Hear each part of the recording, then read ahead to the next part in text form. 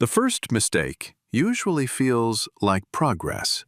A gardener steps into the bed after a warm rain, when the soil is soft and the weeds come loose with almost no resistance. One by one, the stems lift out of the ground, the roots shake free, and the surface begins to look clean again. For a few minutes, it feels satisfying. The bed looks ordered. The rows are visible.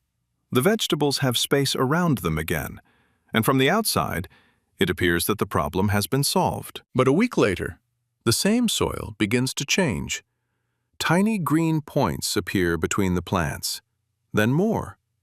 Then a thin carpet of seedlings spreads across the bare surface, almost as if the garden has answered the gardener's work by producing another generation. This is the part most people misunderstand. They think the weeds came back because they failed to remove enough of them. So they pull harder, dig deeper, loosen more soil, and try to be more thorough the next time. But often, that is exactly what keeps the cycle alive. Because the weed problem is not only the plant standing above the surface, it is the hidden reserve beneath it.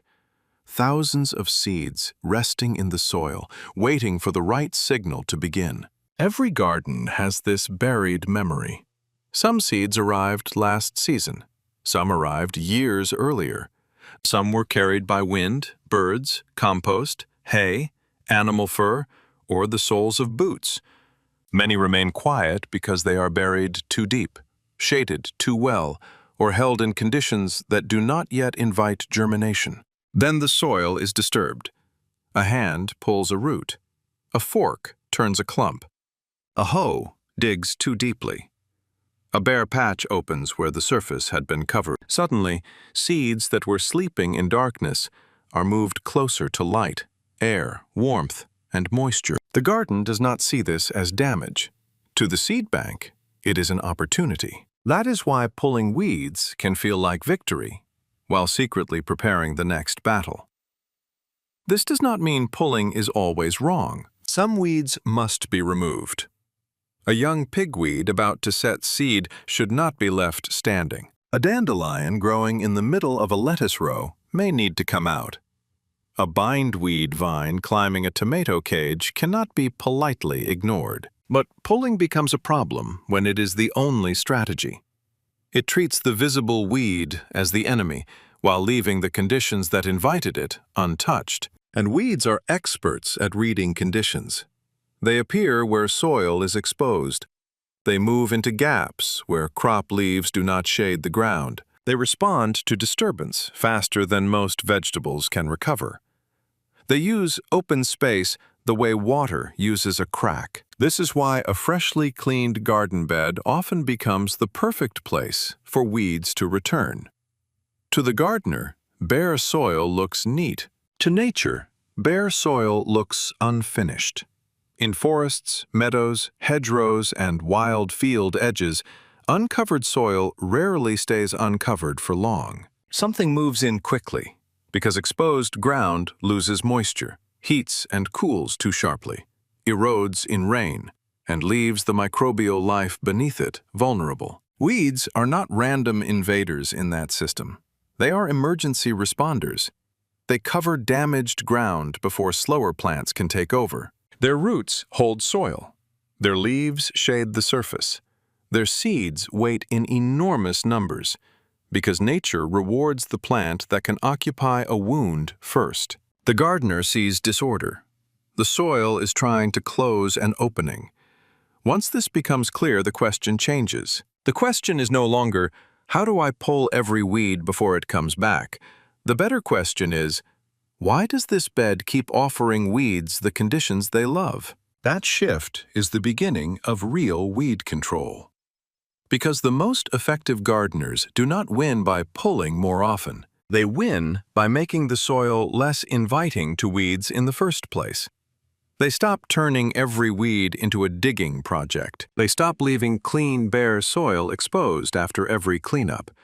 They stop waking the seed bank every time the garden looks messy. Instead, they begin working with a different principle. Cover the soil. Do not let light reach every dormant seed. Do not let every gap become an invitation. Do not give the seed bank a fresh start every week. This is the quiet trick behind gardens that seem to stay cleaner with less effort. The gardener is not fighting each weed one by one anymore. The gardener is changing the environment that allows thousands of weeds to begin. And the first tool for doing that is not rare, expensive, or complicated. It is a layer.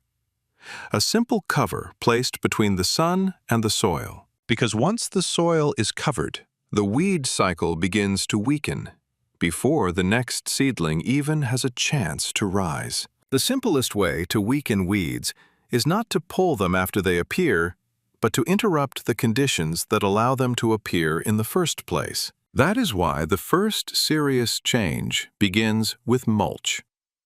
To many gardeners, mulch looks like decoration. It is the finishing layer, added after the real work is done, something that makes a bed look neat around tomatoes, peppers, roses, or young fruit trees. But in a living garden, mulch is not decoration at all. It is a control system. Its first job is to manage light. Most weed seeds do not germinate simply because they exist in the soil. They germinate when moisture, temperature, oxygen, and light begin to line up in their favor. A thin layer of exposed soil gives them those signals easily. A covered soil surface makes the message harder to receive. When straw, shredded leaves, grass clippings, wood chips, or composted plant material cover the ground, fewer seeds receive enough light to begin. The surface stays cooler in heat.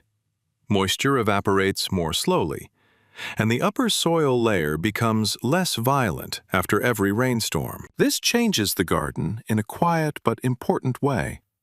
Instead of the soil being reset again and again by sun, wind, rain, and human disturbance, it becomes buffered. The microbial life near the surface is protected. Earthworms and small soil organisms can move more freely.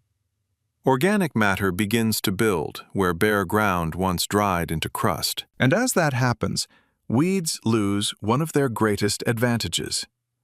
They are no longer the fastest plants to occupy empty space because the empty space has been covered before they can claim it. The thickness of the layer matters. A dusting of mulch may look pleasant, but it often does little to stop germination. A more substantial layer blocks light more effectively, especially when it is placed after existing weeds have been cut low or flattened. But there is a stronger version of this method for beds that are already overwhelmed. That method is sheet mulching. Instead of pulling every weed one by one, the gardener presses the existing growth down and covers it with plain cardboard, newspaper, or heavy paper. The edges overlap, so sunlight cannot slip through the seams. The material is soaked, so it settles against the soil, then covered with organic mulch to hold it in place and protect it from drying out too quickly. What happens underneath is simple. The weeds are denied light. Without light, many annual weeds cannot continue feeding themselves. Their leaves weaken, their stems collapse, and the cardboard slowly becomes part of the soil as fungi and microorganisms begin breaking it down. This method feels almost backwards at first. The gardener has been trained to remove weeds before doing anything else, as if the bed must be perfectly clean before improvement can begin. Sheet mulching changes that habit. It says the first goal is not to expose the soil. The first goal is to stop exposing it. Instead of digging the weed problem out, the gardener buries the conditions that keep renewing it. That difference is powerful. Pulling focuses on the individual plant. Mulching focuses on the system that produced the plant. Pulling asks how to remove what already grew. Mulching asks how to prevent the next wave from starting. Of course, mulch is not permanent, and it is not magic. Seeds can still blow in from nearby lawns, fields, compost piles, or paths. Birds can drop them. Some tough perennial weeds can push through weak spots or crawl around edges. A gap in cardboard becomes an open door, and a thin mulch layer eventually breaks down enough for new seedlings to find light again. But this does not make the method fail. It simply means weed control becomes maintenance of coverage rather than constant excavation. The gardener learns to patch gaps, renew thin areas, and keep the soil shaded before weeds can turn the opening into a colony. The work becomes lighter because the gardener is no longer waiting for a crisis before acting. Then comes the next step, because soil can be covered by dead material, but it can also be covered by living plants. This is where cover crops and dense planting enter the story. A garden bed left open between seasons becomes an invitation. Rain strikes the surface directly. Nutrients move downward. Sunlight reaches the seed bank.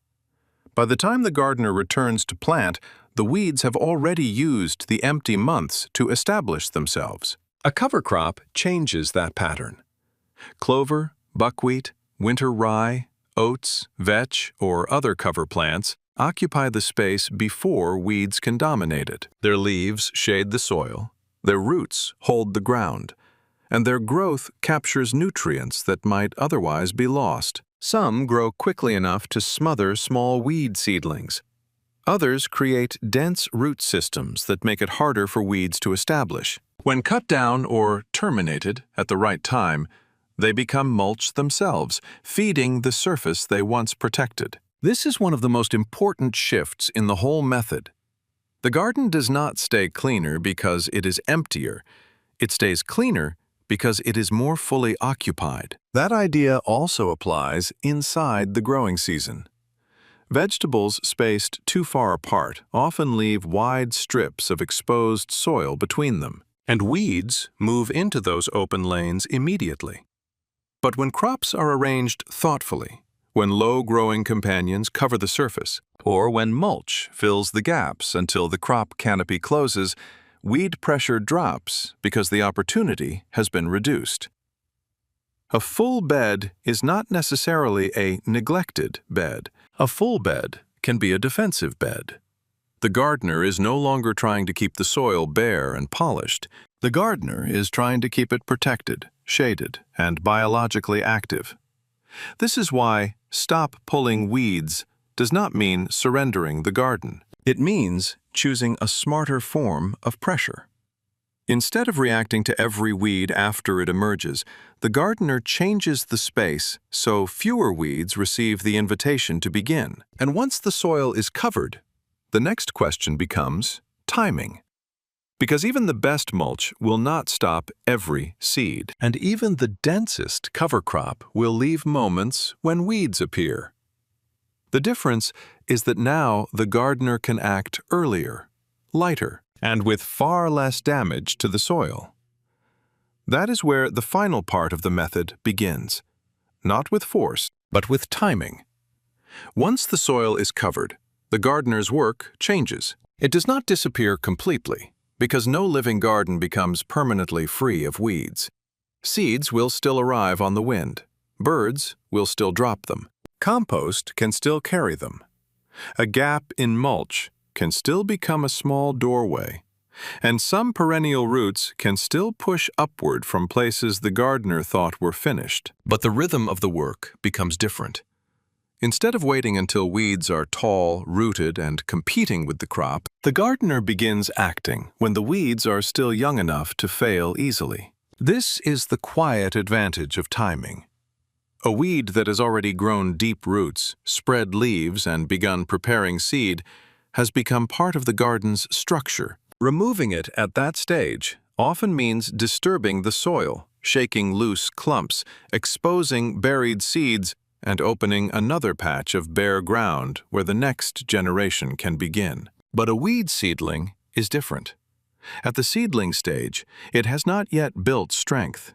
Its roots are shallow, its stem is soft, and its stored energy is limited. A light scrape across the soil surface can break its connection to the ground before it ever becomes a serious competitor. This is why shallow hoeing can be more powerful than deep pulling. The goal is not to dig. The goal is to interrupt. A sharp hoe, used lightly at the surface on a dry morning, can cut tiny seedlings just below or just above the soil line.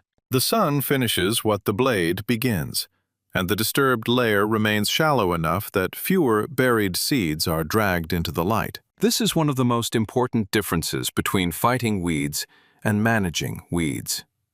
Fighting weeds often happens late, when the garden already looks overwhelmed. Managing weeds happens early, when the problem is still almost invisible. And there is one older technique that takes this timing even further. It is called the stale seedbed. The idea seems strange at first because it asks the gardener to encourage weeds before planting the crop. A bed is prepared, watered, and then left alone for a short period.